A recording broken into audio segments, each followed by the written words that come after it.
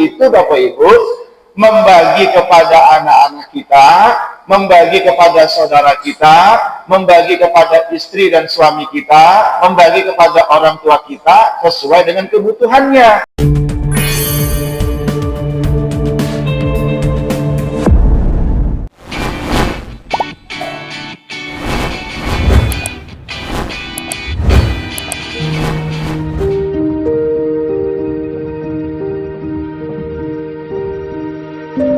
Adil itu Bapak Ibu, membagi kepada anak-anak kita, membagi kepada saudara kita, membagi kepada istri dan suami kita, membagi kepada orang tua kita sesuai dengan kebutuhannya.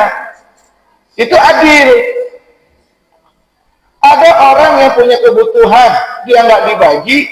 Orang yang nggak punya kebutuhan, karena dia suka, dia bagi orang itu. Itu namanya nggak adil.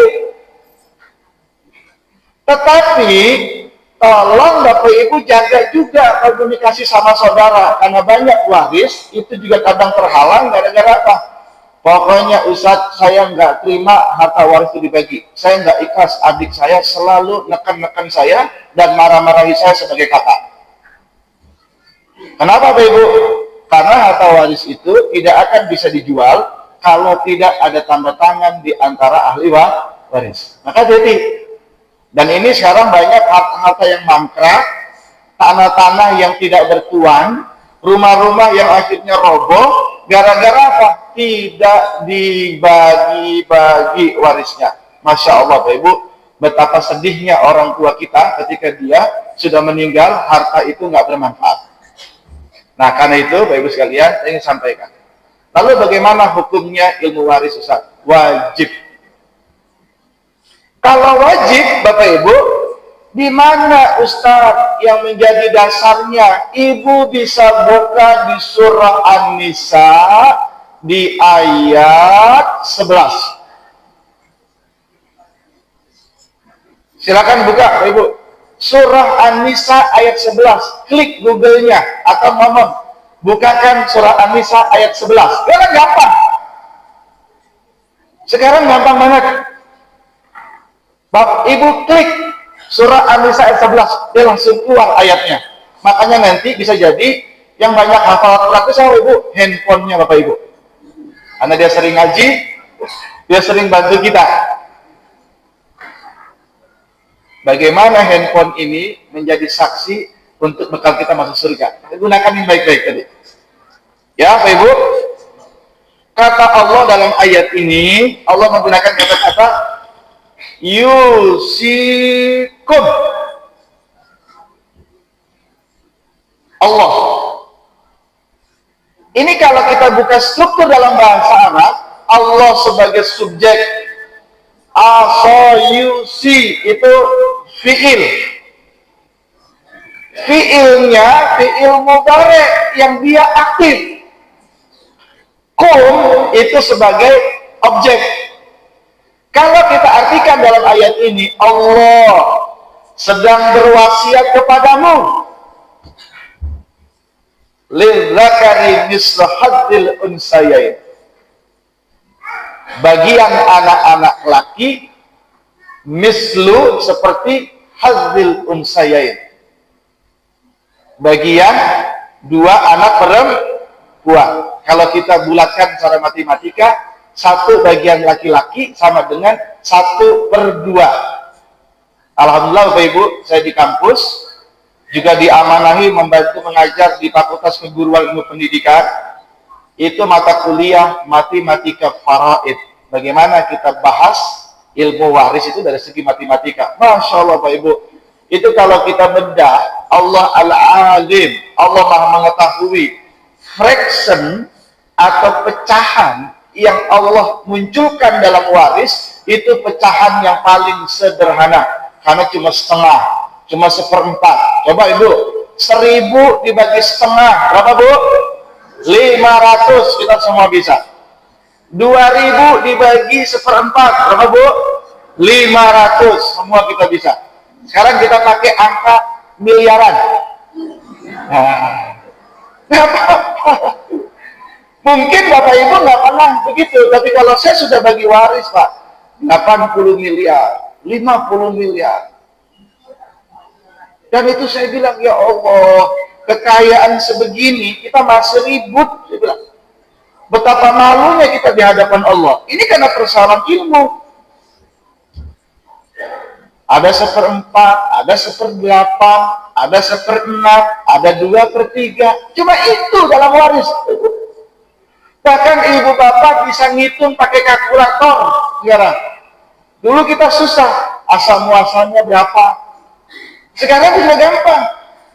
Bahkan yang namanya harta waris, Bapak Ibu, itu bisa kita appraisal, kita tentukan. Rumah ini, tanahnya nilainya berapa, bangunannya nilainya berapa. Bisa, saya punya tim yang kuat itu untuk menentukan itu. Masya Allah, Bapak Ibu. Ayat inilah yang menjadi dasar bahwa waris itu menjadi wajib. Contoh, kalau Bapak Ibu punya wasiat, kalau wasiatnya benar, terpenuhi syarat-syaratnya, wajib ditunaikan nggak, Bapak Ibu? Wajib. Apalagi yang berwasiatnya Allah. Ini penting. Makanya Bapak Ibu harus bisa dipahami. Lalu apa dampaknya Ustadz kalau saya tidak membagi waris sesuai dengan waris Islam? Ibu Bapak buka sekarang surah An-Nisa ayat 13. Saya kasih dulu nih Pak, penguat-penguatnya biar kita belajar ilmu waris ini. Di An-Nisa di ayat 13 Allah sampaikan, tilka hududullah. Kan di ayat 11 Allah jelaskan nanti berapa bagian anak perempuan tunggal, anak perempuan 2 lebih dari itu, bagiannya 2/3, bagian ibu, bapak si mayit, orang tua si mayit, bagiannya masing-masing 1/6. Itu Ibu. Di ayat 12, Bapak Ibu lihat nanti ada bagian saudara si ibu, ada bagian suami istri. Kalau suami meninggal tidak ada anak, istri dapat berapa? Sebaliknya kalau istri meninggal tidak ada anak, suami dapat berapa? Kalau anak dapat berapa? Disebutkan di situ. Termasuk saudara seibu. Ya Ibu. Untuk saudara kandung kita, nanti lihat surah An-Nisa ayat 176. Akhir dari surah An-Nisa, Allah tutup untuk menjelaskan persoalan waris. Nih, Ibu sekalian. Nah, Bapak Ibu, ditutup di ayat 13, tilka hududullah. Itulah ketentuan-ketentuan Allah. Jadi kalau nanti kita mempelajari fikih zinayah atau hukum pidana dalam Islam, kita akan kenal itu. Ada had, hudud, ada kisos, ada takzir. Walaupun nanti Bapak Ibu yang dipakai di kita ini banyaknya masuk takzir nih. Walaupun masuknya hudud harusnya. Kalau di Aceh kan ada mahkamah syariah. Kalau dia mabok, dia berzina, kan dia dicabut tuh Bapak Ibu. Itu kan ukurannya ukuran sederhana itu, yang paling rendah. Itu masuk pada takzir, harusnya hudud. Termasuk kisos, kan kita nggak bisa balas itu. Karena ketentuan negara kita beda-beda, Ibu. Tetapi sesungguhnya, Bapak Ibu, kalau kita pahami ilmu itu, kita benar-benar takut kepada Allah Subhanahu wa Ta'ala. Tapi biarlah itu. Nah, ayat ini kata Allah, "Wa may yuti'illaha wa rasulah." Lanjutkan. Dan siapa taat kepada Allah dan Rasulnya, yudkhilul jannah, Allah akan masukkan dia ke dalam surga. Itu artinya, siapa yang memakai ketentuan-ketentuan Allah, membagi harta peninggalan orang tuanya, saudara kandungnya, anak-anaknya, ketika dia bagi waris dengan ketentuan Allah, maka dia akan dimasukkan ke dalam surga. Dan sebaliknya, di ayat 14, wa may ya'sillaha wa rasulah, dan siapa yang bermaksiat, asa yusi, kata-kata maksiat itu sebenarnya dia tidak mau taat terhadap ketentuan Allah. Wa may yata'adda hududahu, dan dia tidak mau menggunakan hukum itu, yudkhilun nar, maka dia akan dimasukkan ke dalam surga. Makanya Bapak Ibu, itu kalau saya bagi waris, kalau sudah saya ketemu anak-anak ahli waris, Mas, Mbak, ngapain ribut?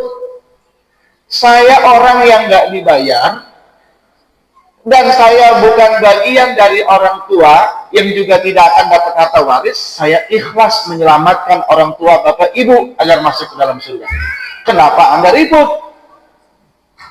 Karena kita ketika memahami harta waris, ilmu waris, itu nggak sampai ke situ. Seolah-olah kalau harta waris yang kita nggak bagi menurut ketentuan Allah, itu nggak ada pengaruhnya kepada orang tua kita. Itu ada, Ibu.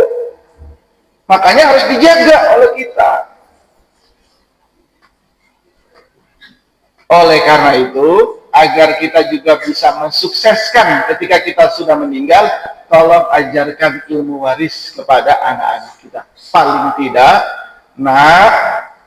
besok kalau sekiranya Bapak Ibu meninggal, tolong bagi harta Bapak Ibu sesuai dengan waris Islam ya. Bapak wasiat begitu saja, itu bisa menyelamatkan Bapak Ibu. Nanti kan saya cross check, kemarin Bapak pernah wasiat enggak? Gitu.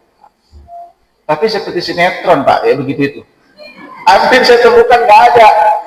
Yang ada, yang nggak ada wasiat Ustadz, pokoknya Bapak ya sudah meninggal, ini hartanya.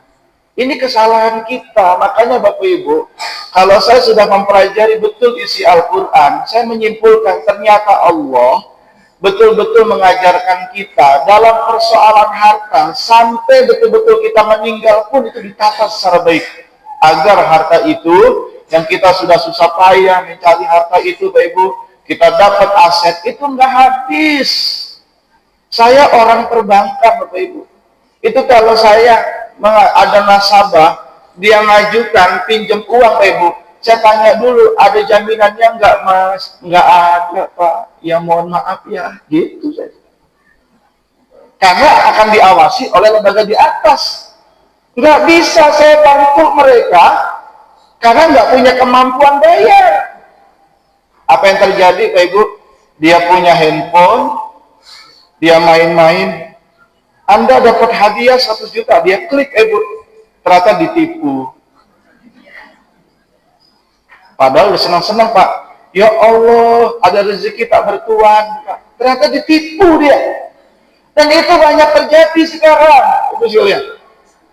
Makanya saya berharap dengan kita mempelajari ilmu waris dan kita mempelajari zakat, infak, sedekah, hadiah, wakaf, wasiat Ibu, itu agar kita betul-betul bisa menjaga diri, saudara-saudara kita, keluarga kita, orang tua kita terhindar dari yang namanya fitnah terkait tentang harta. Saya menemukan ada aktivitas seorang polisi yang dia di Lamongan, Ibu, yang dia banyak mengasuh orang-orang yang gila, Ibu, namanya Pak Purnomo. Bayangin Pak Ibu, yang katanya ada orang yang sakti pun dia lawan. Siapa yang bilang sakti? Saya potong rambutnya, saya meninggal. Saya meninggal ini karena Allah. Dia potong, ternyata dia nggak punya kemampuan apa-apa. Masya Allah Pak Ibu, orang-orang tua terlantar, sedih. Bahkan saya pernah bagi waris di Surabaya Pak Ibu, rumahnya ada 4, anaknya ada 4, ibunya sampai nggak kebagian rumah karena anak-anaknya ngambil rumah A, B, C, D. Ibunya diusir. Dia ketemu saya, gimana Ustadz? Ya sudah Bu, kalau nanti anak-anak ini main-main, kita gugat di pengadilan. Saya punya tim juga pengacara yang kuat untuk bantu itu. Ini penting Ibu. Jadi Bapak Ibu, saya di lembaga Waris Center yang saya dirikan itu, saya berharap besok di PDM Magetan, mau tempatnya mungkin di Panti Asuhan ini nggak apa-apa, jadi pusat konsultasi waris, di belakang layarnya ada saya. Siap nggak Pak Ibu? Siap. Penting. Nanti akan banyak orang datang dengan sendirinya, dia ketemu dengan kita. Pak, karena gini Pak Ibu, orang kalau udah bagi waris, itu malu-malu kucing. Mau, tapi takut diseprit sama kakaknya. Baru ngomong dikit, oh kamu ini dikit-dikit waris saja. Padahal kakaknya Pak Ibu nggak pingin hartanya dibagi. Bahkan kadang yang sadar waris itu menantu Ibu. Wah gimana Ustadz? Saya menantu ya Ustadz, nggak enak. Itu yang terjadi. Makanya Bapak Ibu penting ada lembaga yang memang menjadi pusat untuk konsultasi masyarakat. Tujuannya apa? Kita akan menyelamatkan para orang tua agar tetap dimasukkan surganya Allah dan tidak dimasukkan neraka karena sebab harta waris. Disitulah Bapak Ibu. Makanya Bapak Ibu nanti di ayat 11 itu ada tantangan Allah bagi kita semua nih yang sering bagi-bagi dengan alasan ini. Apa kata Allah? Di surah An-Nisa di ayat 11 itu Pak, Allah tantang nih.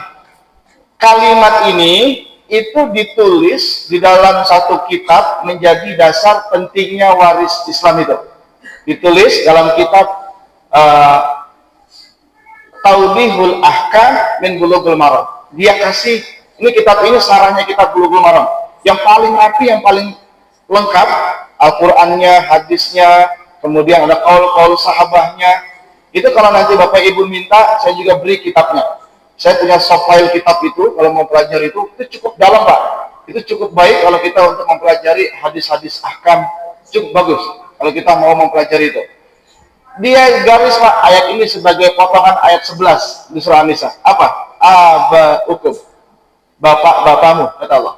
Wa abna'ukum, dan anak-anakmu. La tadruna ayyuhum aqrabul lakumun nafa. Tidaklah kamu dalam keadaan benar-benar mengetahui siapa di antara mereka yang memberikan manfaat. Makanya Bapak jangan buat-buat alasan. Saya yang bantu ibu bapak, Ustaz. Saya yang menjaga kakak-kakak, ini Ustaz. Bukan itu. Tapi semua kembalikan kepada Allah. Karena itu Bapak Ibu, yang namanya hukum waris itu sifatnya dia tunduk dan patuh. Kalau sudah ada harta peninggalan, itu menjadi harta milik Allah, dibagi kepada ahli waris menurut ketentuan Allah. Nah, karena itu Bapak Ibu, saya kembalikan lagi sedikit. Ini sudah saya sampaikan penting-pentingnya ilmu waris. Nanti kalau Bapak Ibu mau mempelajari waris bagiannya berapa, udah buka aja surah An-Nisa ayat 11, ayat 12 ditambah 176. Ada akhlak-akhlak yang tidak dipelajari oleh kita nih Pak.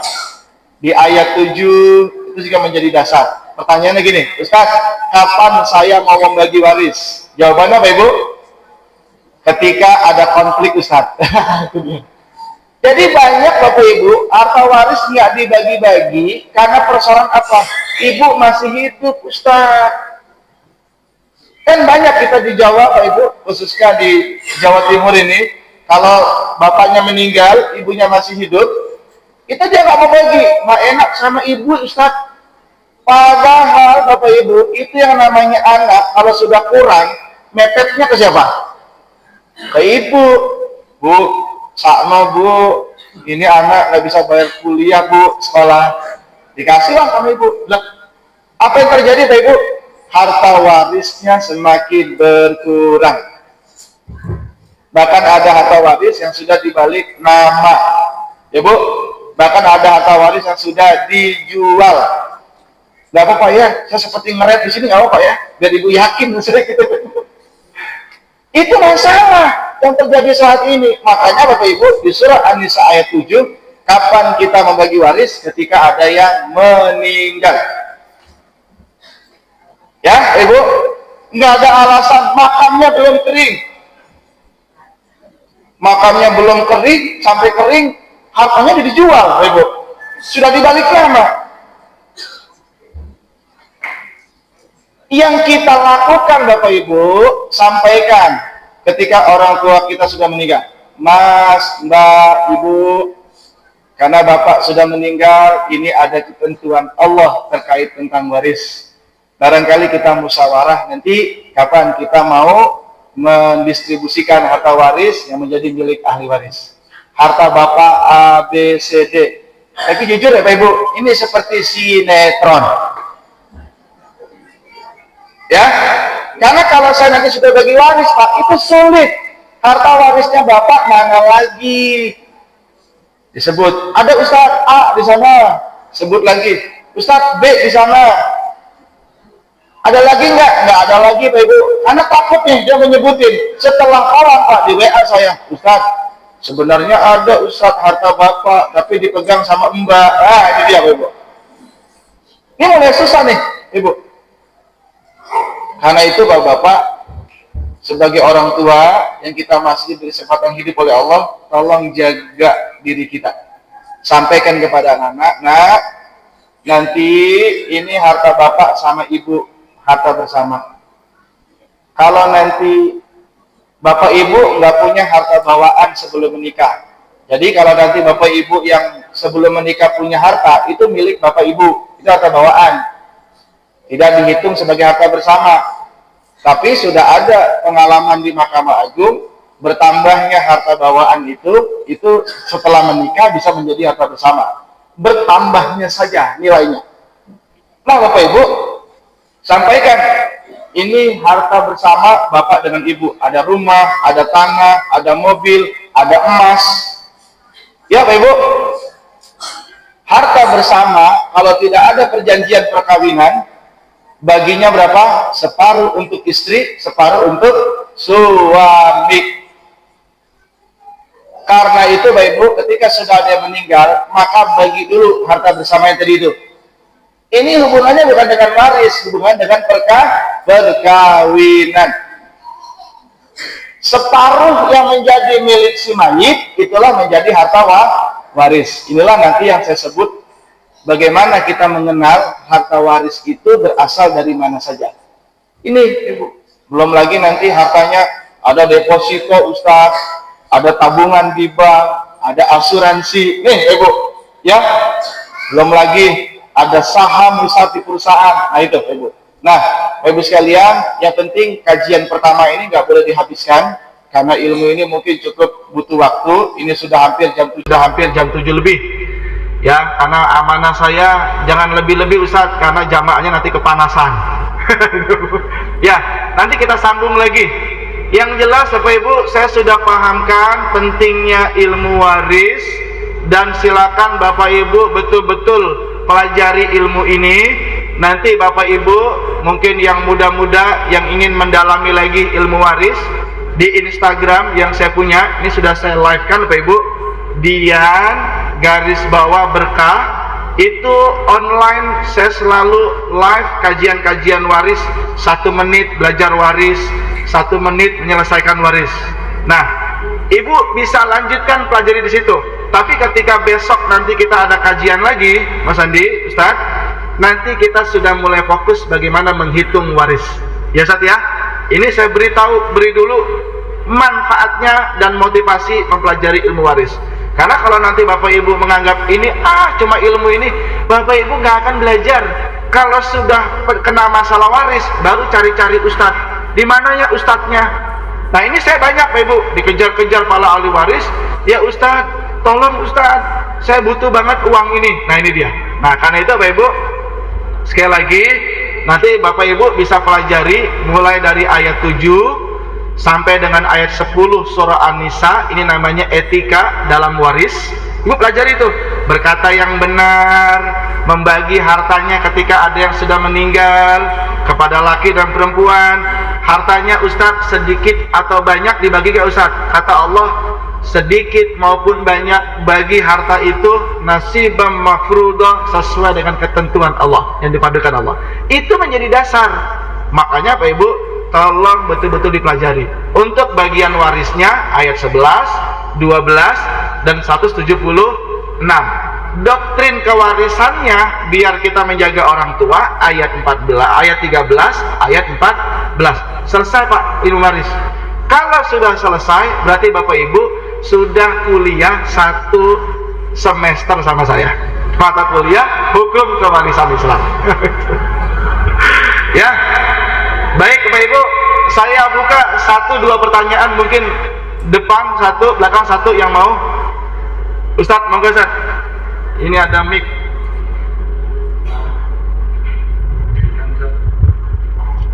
Bismillahirrahmanirrahim. Assalamualaikum warahmatullahi wabarakatuh. Assalamualaikum warahmatullahi wabarakatuh.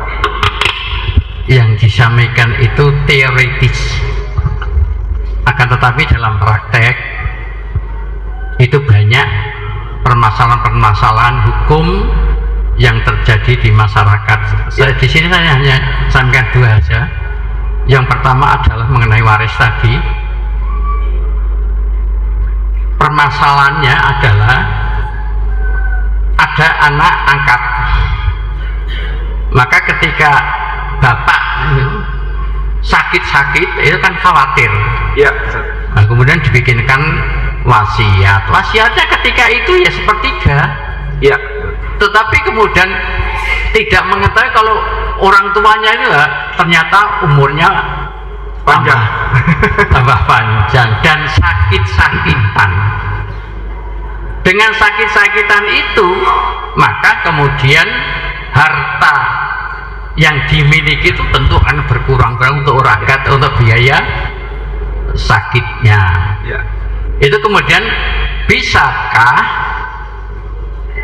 ini, karena ini ada masalah permasalahan itu, ya. Bisakah wasiat yang tadi dibuat itu sudah pakai akte notaris? Ya. Kemudian ketika permasalahan waris itu diajukan, kemudian wasiat itu dibatalkan. Ya. Dikarenakan apa? Memang lebih kalau dihitung ketika meninggal. Ya. Nah, tadi awalnya kaya, kemudian berkurang-kurang dan terusnya. Ya. Satu, yang kedua ya. Itu permasalahan yang biasa ini bapak dan ibu-ibu tentang apa itu namanya ijab kabul. Ya. Yaitu tentang perkawinan. Sebagaimana kita ketahui atau kebanyakan kita itu kalau nikahkan anak, apalagi anak perempuan, lah kok gampang menu. Ya. Tidak dinikahkan sendiri. Ya. Kemudian di dalam akta apa di dalam akad itu dikatakan gini, aku nikahkan kamu Muhammad barangkali dengan anak saya dan lain sebagainya dengan mas kawin sekian dibayar lunas. Jadi ini terjadi tiap hari Pak. Nah itu ada kalimat dibayar lagi Ustaz. Iya. Dibayar lunas atau namanya halan. Nah itu sebenarnya dalam hukum ada permasalahan itu. Ya. Yang dibayar saja belum kok. Ya. Nah, itu lebih baik saya menyarankan pada bapak ibu yang punya putri akan nikah, lebih baik dinikahkan sendiri. Ya. Kemudian mas kawin itu dibayar dulu atau diserahkan dulu. Ya. Ini sudah saya usul ke KUA itu sudah sekian lama itu. Dikarenakan apa? Itu menjadi permasalahan di pengadilan. Betul, betul. Dan kalau di luar Jawa itu mas kawin bukan hanya seperti di sini Pak 100.000. Di sana tuh kalau di NTT itu dinilai dengan gading gajah. Ya. Kemudian dinilai dengan itu jutaan, ratusan juta. Jika terjadi perceraian itu termasuk bantuan untuk nikahan itu diminta. Nah itu lalu bagaimana kemudian andai kata itu betul-betul dihitung atau belum lunas maksud saya ya, wajar itu sudah dibayar lunas. Itu barangkali ya dua hal yang barangkali perlu dijelaskan. Ya baik Bapak Ibu. Assalamualaikum warahmatullahi wabarakatuh. Waalaikumsalam. Singkat saja Pak Ibu, sini Sat. Baik Pak Ibu. Jadi memang kalau sudah nanti kita ketemu dengan kasus Pak Ibu, apalagi ada sengketa, ini kan beliau pengalaman praktisi di pengadilan agama. Memang pertimbangan kita banyak. Tapi kalau saya pribadi, kalau menyelesaikan di luar pengadilan, namanya non litigasi, Ibu, saya memang akan memverifikasi satu, yang namanya wasiat itu memang diperuntukkan untuk selain ahli waris, ya. Bisa terjadi nanti sudah wasiat, ternyata orang tuanya iya nggak mati-mati, Ibu. Karena kan ketentuan Allah semua itu digunakan untuk berobat. Nah disinilah Pak tanggung jawab diantara kita. Kadang saya bilang begini, sebenarnya kalau ada orang tua sakit itu tanggung jawab siapa? Jawabannya anak yang soleh dan solehah. Karena kalau nanti Pak Ibu jawab tanggung jawab anak yang kaya, belum tentu anak yang kaya dia bantu berobatnya orang tua. Makanya Pak Ibu sekali lagi mohon dijaga pendidikan terhadap anak-anak. Saya pesan Dan terus Bapak Ibu doa, ya Allah jadikan anak saya anak yang soleh dan soleha. Kenapa Bapak Ibu? Karena dalam hadis Nabi yang matanya juga ada dua hampir sama, ketika idza mata ibnu adam in qata'a amaluhu illa min salasin, itu sebenarnya menjadi motivasi kita dalam mendidik anak. Bahkan disebut nanti anak yang soleh dan soleha itu menjadi poin pentingnya di antara nanti harta. Ada harta yang sedekah jariyah, kemudian ilmu yang bermanfaat. Ini tolong dipelajari betul. Nah, kalau memang Bapak Ibu seperti tadi, loh ternyata wasiatnya berkurang, padahal kalau sudah diwasiatkan tuh Bapak Ibu, itu terjadi perpindahan kepemilikan, bahwa harta orang tua yang sepertiga itu sudah menjadi milik bagi anaknya. Makanya saya bisa mengatakan begini, ikhlas nggak yang dipakai kemarin? Kalau dia ikhlas, enggak Pak Ustadz, tobat orang tua saya, selesai sudah. Nah, kalau sudah masuk di pengadilan Bapak Ibu, apalagi nanti ada pengacara, saya beritahu, karena pengacara juga pingin butuh pendapatan, hantem terus gitu Bapak Ibu. Oleh karena itu saya berharap nanti ada tempat konsultasi di sini benar-benar sebelum masuk di pengadilan. Di pengadilan itu hanya untuk penetapan ahli waris saja, karena memang nanti kalau kita ingin jual aset itu butuh penetapan dari pengadilan. Kenapa? Karena penjual dan pembeli termasuk nanti BPN, dia juga minta mana pembagian penetapan harta waris pengadilannya. Nah itu dia. Jadi betul-betul nanti pengadilan itu tidak lagi menyelesaikan konfliknya, tapi hanya penetapannya. Nah itu dia.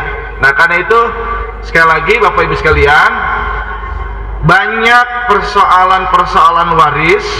Bahkan kalau saya sudah menyelesaikan Pak Ibu, hampir setiap hari saya sudah menuliskan juga setiap soal-soal kasus-kasus yang saya bagi, yang insya Allah nanti juga akan saya launching di pengajian PWM nanti bukunya. Itu sudah saya buat itu, bagaimana kita praktek membagi harta waris berdasarkan kasus yang ada di masyarakat. Ini sudah saya siapin Ibu ilmunya ya.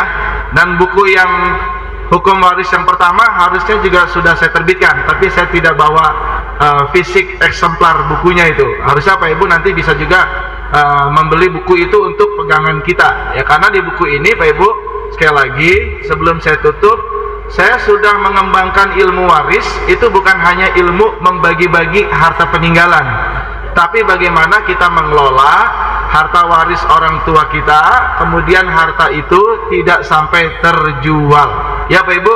Karena saya cukup miris Pak Ibu, orang yang tadi rumahnya besar, tanahnya banyak, karena ada sengketa waris, akhirnya apa? Dia hidup nggak punya apa-apa Pak. Sampai sekarang saya punya teman-teman orang kaya-kaya di Gresik Pak, itu ketika warisnya nggak dibagi-bagi Pak Ibu, dia kaya, itu dihantam terus. Oh kamu kaya, itu kan harta bapak. Udah saya bilangin, segera dibagi, saya bilang. Kenapa? Agar usaha kita yang berkembang itu nggak dicampur dengan harta waris, karena pasti berantem terus Pak Ibu, kan bahaya.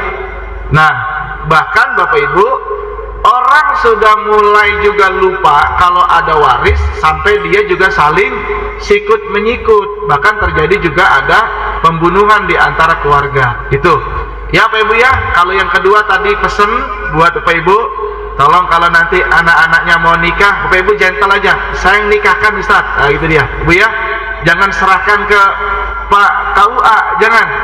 Ibu langsung gentle, belajar dulu nggak apa-apa ya.